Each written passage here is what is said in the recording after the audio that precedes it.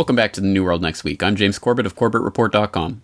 And I'm James Evan Pilato of MediaMonarchy.com, reminding you, as always, you can check out NewWorldNextWeek.com for everything you need related to this show that you're watching, episode 191 of the New World Next Week.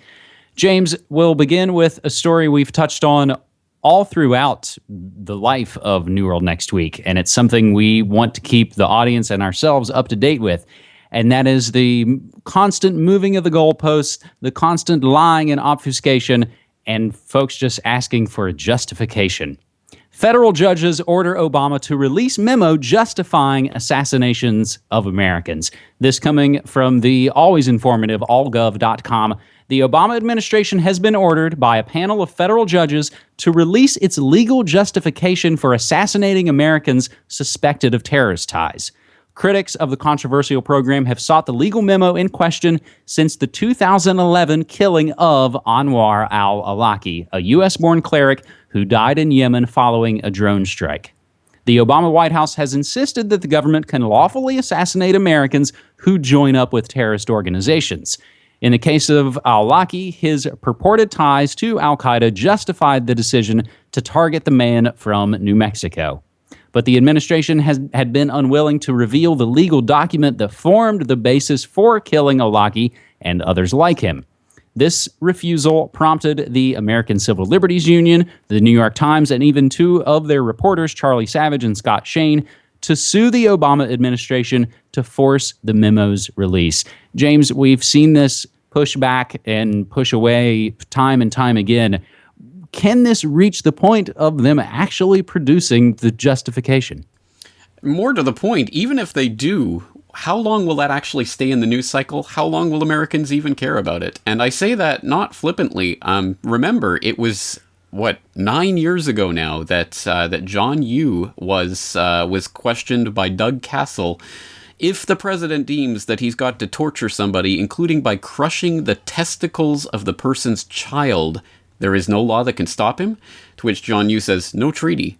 And Doug Castle says, also no law by Congress. This is what you wrote in the August 2002 memo. And John Yoo said, I think it depends on why the president thinks he needs to do that. Which is one of the most disgusting things that has ever been propounded by any sort of legal counsel for the White House imaginable, or any government administration. The idea that that could be justifiable depending on what's necessary. And that, as unbelievable as that exchange is, it's there in not only in black and white, there's actual audio recording of it. You can go and listen to John Yoo saying this. And what has resulted from that? Hardly anyone even knows that John Yoo ever said that. The few people that do and follow him around and continue to protest him, as they should, have largely been sort of drowned out of the debate. I mean, yeah, they've followed him around, they've protested him at various events, but that's about it. And what did that change about U.S. policy? Well, pretty much nothing. It contributed nothing whatsoever. So even if they come out with the legal counsel that says, yep, president can kill anyone he wants, including Americans, anytime, anywhere, that's the law, because, you know, if he deems it necessary, it won't be significantly different from the idea of torturing someone's children in order to, you know, stop a terrorist attack or whatever ridiculous scenario they come up with. And that resulted in nothing. So I'm going to say, yeah, they might come out with it, and I don't think it'll result in anything. Well, and I think even what you're referring to there is some sort of mythical 24 TV show like terrorist scenario where we've just got to, you know, kill someone's child to get information. James, John Yoo wasn't in my show notes. We didn't talk about this pre-show. And even as you mentioned his name, it came flooding back to me. I had forgotten about John Yoo. And that's not 9 years ago? December 1st, 2005. That's under the other guy. So I think your point is well made. The other relateds will include here briefly, as our good friend Brock West notes, life's good if you're a drone-loving criminal regime, as U.S. drone strikes continue with impunity in Afghanistan without facing any international action despite Washington's planned withdrawal from the war-stricken country. Meanwhile, in Spain, makers say don't worry about privacy as the civilian drone industry takes off in sunny Spain. That via Global Post. But James, having said that, we'll move to our second story this week, which I think will be the larger one, which perhaps unlike the forgotten drone killers, I think this will be the story that folks really will be talking about because it'll affect the very way you're hearing us talk about this. FCC finally announces new rules that will kill net neutrality. This from Boing Boing, noting that the Wall Street Journal was the first to report that the FCC, the Federal Communications Commission, will propose new internet rules today, that's April 24th, 2014, that will allow content companies to pay internet service providers for special access to consumers. Under the new rules, service providers may not block or discriminate against specific websites, but they can charge certain sites or services for preferential traffic treatment if the ISP's discrimination is quote-unquote commercially reasonable. Bye-bye net neutrality and the internet as we know it. Hello, greater connectivity gap between rich and poor in America. Boing Boing helpfully points out, for what it's worth, the FCC's current chairman, Tom Wheeler, previously worked as a venture capitalist and a lobbyist for the aforementioned cable and wireless industry. Even the New York Times writes the new rules, according to the people briefed on them, will allow a company like Comcast or Verizon to negotiate separately with each content company, Netflix, Amazon, Disney, Google, and charge different companies different amounts for priority service. That, of course, could increase costs for content companies, which would then have an incentive to pass on those costs to consumers as part of their subscription prices. Netflix just announced a couple of days ago they're going to up their streaming rates. Proponents of net neutrality have feared that such a framework would empower large, wealthy companies and prevent small startups, which might otherwise become the next Twitter or Facebook, for example, from getting any traction in the marketplace. James, the other way to look at this is possibly Internet 2 that we've talked about for a long, long time. So even CNN calls it the Internet fast lane. Big companies may soon be able to pay to have their websites load faster. James. Well, it's important to differentiate between what's the internet infrastructure and what the ISPs, the internet service providers, are doing. And this is an ISP policy that they can choose to implement, I guess, under these new guidelines or whatever. I think the underlying principle of this is everyone is for net neutrality except for the big multi-billion-dollar corporations and the internet giants that will benefit from being able to pay to get their stuff piped through faster. So the vast majority, 99% of the internet population, is for net neutrality. So who should we be relying on to enforce that, to make sure that happens? Should it be the FCC that is admittedly and undeniably in bed with these corporations that lobby it to the tune of untold millions of dollars behind the scenes every year to try to get these net neutrality laws stricken down?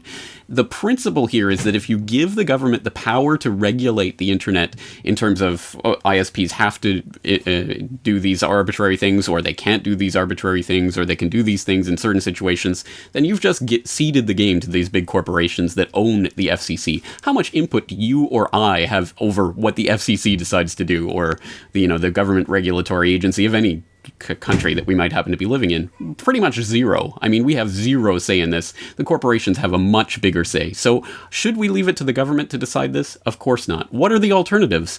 If in the outcome of this, your ISP says, look, we're going to start giving preferential treatment to Disney because they pay us extra money, or whatever it is, Netflix or Google, and you continue to purchase your internet subscription from that ISP, then you are literally paying for this destruction of net neutrality. You are literally giving juice to these big corporations to do what they're doing. So the only thing that we can really actually do, the only thing we can actually accomplish, is vote with our dollars. And it always comes back to this. We can choose not to get an ISP that will violate net neutrality. We can choose to support an ISP that will support net neutrality. If there is no ISP that supports net neutrality, it does not, again, mean that we're hopeless, helpless people that need the government to come along and create one. There are alternatives, and we've talked about it. I've talked about it on CorbettReport.com, the Solutions episode on Pirate Internet. We'll link to it in the show notes. There are technological ways that we can get around these systems, because the internet is not the ISPs. They're not the same thing. The ISPs can choose to do what they want, but the internet itself, the infrastructure, is capable of the net neutrality that we all want. So if it doesn't happen, the fault is not in the stars, it's not in the government, it's not in whatever puppets in power, it's in ourselves. We choose what happens, we vote with our dollars, and we either make the technological alternatives or we don't. We cede the game to the corporations. The choice is ours. Well said, my friend.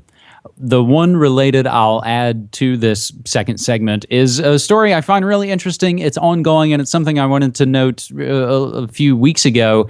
And Ben Swan has covered the story and calls it cronyism at its finest, as the U.S. government arguing against Aereo on behalf of broadcasters before the Supreme Court.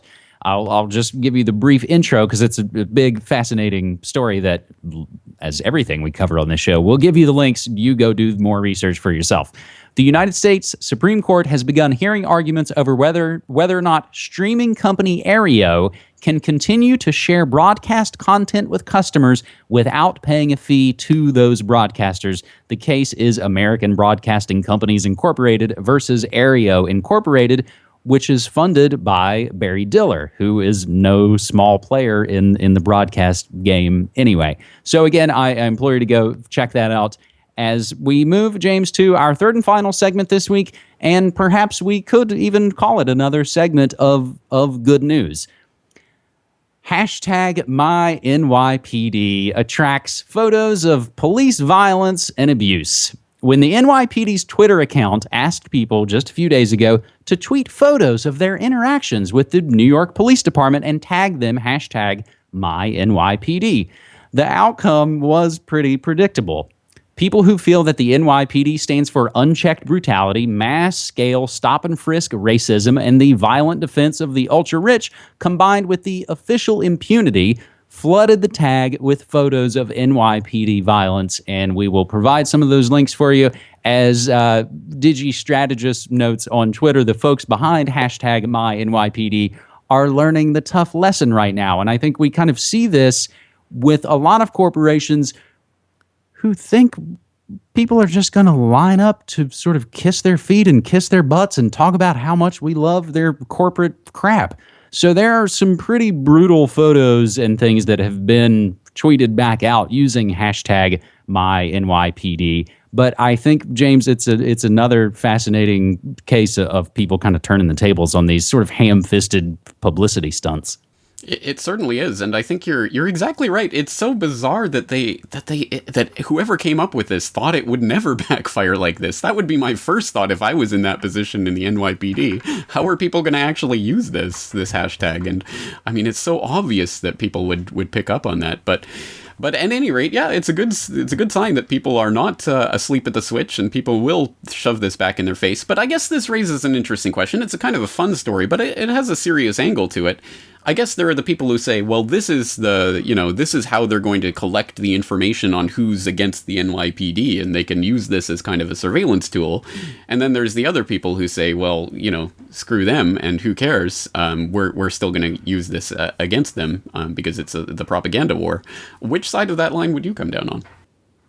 I think something like this, when it blows up so large, I don't know that the amount of retweets and the amount of coverage the story has gotten would give them any greater insight into folks who don't like them more than they probably already have. Yeah. Now, if you extrapolated this out and tried to play it out in other towns and cities, that could turn into a real problem. But in New York City, you have millions and millions and millions and millions of people there. Right. So that's I think that's a good answer, and I think you're right about that. Especially, I mean, yeah, in New York, it's going to be quite a bit different. The calculus is going to be different.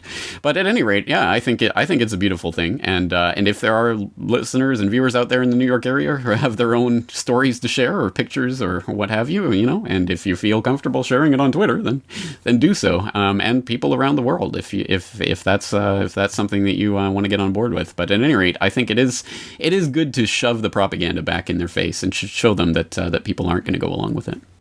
So, James, we'll begin to wrap this episode up with the notes of if the hashtag my NYPD story is a positive news story, we'll include some other positive news stories that I think this first one, James, even speaks to what we were just talking about. General Mills reverses legal terms after controversy. They basically tried to quietly say, you can never sue us for having anything to do with us, whether it's coupons or prizes or emailing us or anything. We are absolved.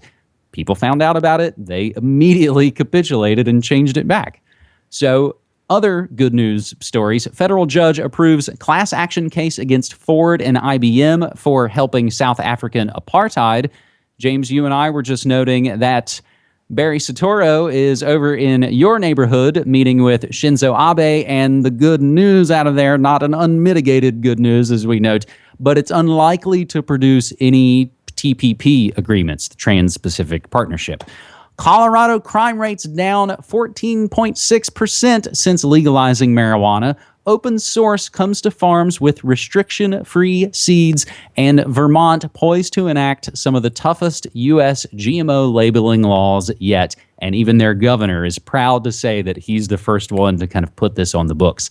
So, James, those are some of our good news stories. I don't know if you want to comment on any of those before we just also mention some of the other stories that folks have submitted, and you can as well using hashtag New World Next Week. Now, I suppose I'd love the idea of thinking about how that would somehow be subverted against us, but I think that speaks to the fact I hope we know our audience a little better than the NYPD does, and I think a lot of times when they use these sort of publicity stunt hashtag schemes, they almost invariably end up blowing up in their face when they're used purely for propaganda purposes. We're asking it to help inform all of us out there. So hashtag New World Next Week updates, James, from @Futures Calling. Researchers unveil system to start storms and lightning on command. The new controversial light bulb, which is funny, 3 words in and of themselves. Controversial light bulb listens to conversations and tweets what it hears. And a couple of more notes, James, of fascinating hashtag New World Next Week stories that there are almost too much to get into right now. So I'll just throw it back to you. Just on that light bulb story, people who have read Gravity's Rainbow by Thomas Pynchon will know that there was in that story a light bulb that listened to conversations. It was a spy light bulb. And when I read that way back in the day, I thought that was the craziest thing I had ever seen written. It was just such a bizarre concept, and it is actually here now. It's just mind-blowing. Just mind-blowing. That I did not know that, and I think that maybe sheds light on why this was done, because I know I even had some reactions on Twitter saying, yeah, and the freaks who made this have the gall to call themselves artists. So in a way, it kind of is an art. We'll just have to kind of keep shining a light on it, James. And so we shall. All right. Well, I hope people are staying tuned to Media Monarchy and all the feeds coming out from your various ventures there for all of this latest news throughout the week. And of course, as always, use hashtag New World Next Week to keep us all up to date on what's happening around the world. And we'll do our best to get to as much of it as we can. And on that note, we'll take it. We'll leave it there. So thank you again for another week of interesting stories. Thanks so much, man. Take care.